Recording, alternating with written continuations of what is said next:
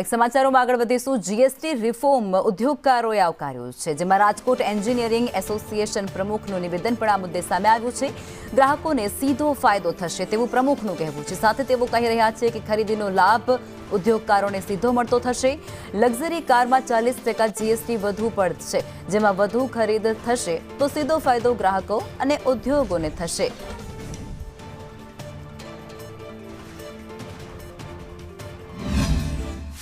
केंद्र सरकार द्वारा जीएसटी ने लईने सौथी मोटुं रिफॉर्म करवामां आव्युं छे ने जीएसटी ना स्लेबनी अंदर घटाडो करायो छे। आ ज वातने लईने आपणी साथे राजकोट एन्जिनियरिंग एसोसिएशन साथे जोडायेला प्रमुख सहितना उद्योगकारो छे। नरेन्द्रभाई, सौप्रथम तो जीएसटी ना स्लेबमां फेरफार करायो छे, सौथी मोटुं रिफॉर्म गणाववामां आवी रह्युं छे। सरकारनुं आ रिफॉर्म काबिले तारीफ छे। घणा वर्षोथी आ उद्योग साथे जोडायेला छीए, एनाथी हुं कही शकું કે આ ભારત સરકારનું ખૂબ ઉત્તમ કદમ છે। પરંતુ થોડા કન્ફ્યુઝન પણ અમારા માટે છે, જે અમારી વર્ષોથી જૂની માગણી હતી કે ઓટોમોબાઈલ સેક્ટરમાં એવા વિકલ્પો કે જે આજે તમે શેમ્પુ, દૂધ, મિલ્ક, જે જીવન જરૂરિયાતની વસ્તુઓ છે એની ઉપર તમે 5% કરી દીધું છે। તો આજનો સામાન્ય માણસ 100 સીસીથી નાનું એન્જિન જે ધરાવતું હોય એને 5%માં જ રાખવા હતા, એને લક્ઝરિયસમાં ગણી જ નથી શકાતા। એની સામે સરકારે ક્યાંક ને ક્યાંક પૈસા વધારે ઉઘરાવવાનો પ્રયત્ન કર્યો છે કે જે 1200 સીસીના પેટ્રોલના એન્જિન છે એનાથી ઉપરના ને એના રીચમાં ગણ્યા છે, જે 1200 સીસીથી વધારાને એને 40%ના સ્લેબની અંદર લીધું છે અને સિમિલર ડીઝલમાં 1500 સીસીથી વધારાનું છે। એટલે આજનું પરિવાર સાથે રહેવાની આપણા મુખ્યમંત્રી શ્રી નરેન્દ્રભાઈની એક આગ્રહ છે કે પરિવાર વસુદેવો કુટુંબવ। તો આજના જમાનામાં 7 સીટર ગાડીઓ, નાની ગાડીઓ જેવી ગાડીઓ છે, અર્ટિગા જેવી પેટ્રોલ ગાડીઓ છે, ડીઝલને આપણે નાબૂદ કરતા જઈએ છીએ। તો આની ઉપર 40% લગાવી અને એ નિર્મલા મેડમનો એક અભિપ્રાય ખોટો। વર્ષ બાદ જીએસટીની અંદર જે સ્લેબમાં ચેન્જીસ કર્યા છે, પહેલાં 4 સ્લેબ હતા એમાંથી 2ને નાબૂદ કરી અને હવે ખાલી 2 સ્લેબ જ રાખવામાં આવ્યા, 5 ને 18। આમ સામાન્ય જનતા માટે એમ બહુ બેનિફિટવાળું કહેવાય। બધી રીતના એમ કોઈ કંઈ પ્રોબ્લેમ નથી। તમે જુઓ તો સામાન્ય જનતા છે, એમએસએમઈ છે, મધ્યમ વર્ગ, બધા માટે બહુ પોઝિટિવ આપ્યું છે, કારણ કે ઘણા બધા બેનિફિટ્સ છે। ઘણી જગ્યાએ આનાથી કૃષિ ક્ષેત્રમાં પણ ફાયદો થશે।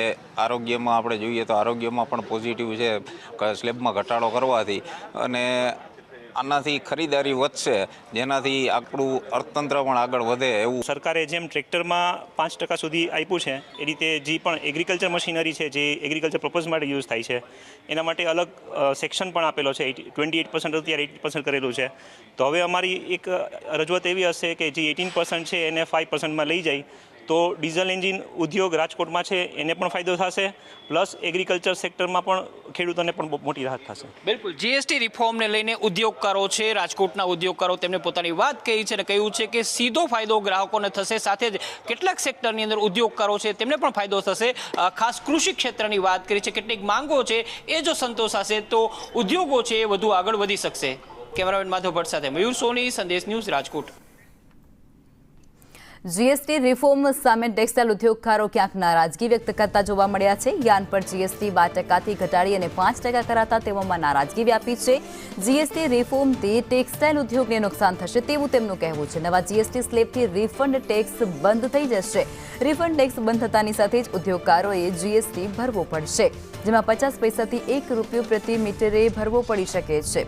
યાન પર જીએસટી 18% કરવાની ઉદ્યોગકારોની માંગ, જેમાં સુરત જીસીસીઆઈના ઉપપ્રમુખ અશોક જીરાવાલાનું આ મોટું નિવેદન, જેમાં યાન પર 5 થી 7% નુકસાની થઈ શકે છે। આ સાથે તેઓ કહી રહ્યા છે કે સરકારને રજૂઆત પણ આ સમગ્ર મુદ્દે કરવામાં આવશે। સરકાર કોઈ યોગ્ય પગલાં લેશે તેવી અપેક્ષા પણ છે।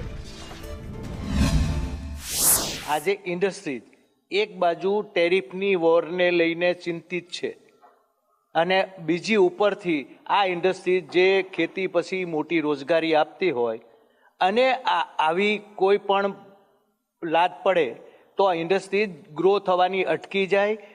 ઉલટાનું એવું કહી શકું કે ઇન્ડસ્ટ્રીઝને ચલાવવી બહુ મુશ્કેલ પડશે, કારણ કે 50 પૈસા રૂપિયાનો ધંધો કરતી આ ઇન્ડસ્ટ્રીઝ જ્યારે 50 પૈસા રૂપિયો ચલાવવાના થશે, દેવાના થશે, ભરવાના થશે, તો આ ઇન્ડસ્ટ્રી સર્વાઈવ નહીં કરી શકે।